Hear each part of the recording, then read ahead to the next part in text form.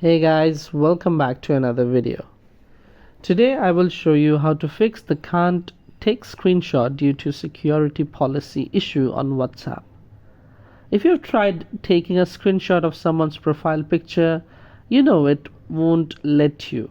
So how do we get around this? You will need a computer for this method.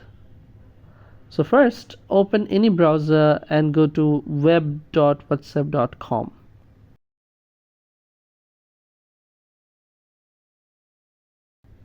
You will see a QR code on the screen.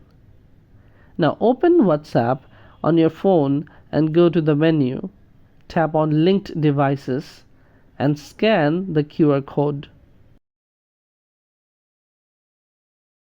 Once it's linked, your chats will load on the web version. Next, select the chat of the person whose profile picture you want to save. Click on their name to open the profile. Now simply right-click on the profile picture and select Save As. Choose your desired location on your PC and that's it. You have saved the profile picture without any issues. Thanks for watching this video. If you found this video helpful, don't forget to like, comment, share and subscribe to our channel for more helpful tips.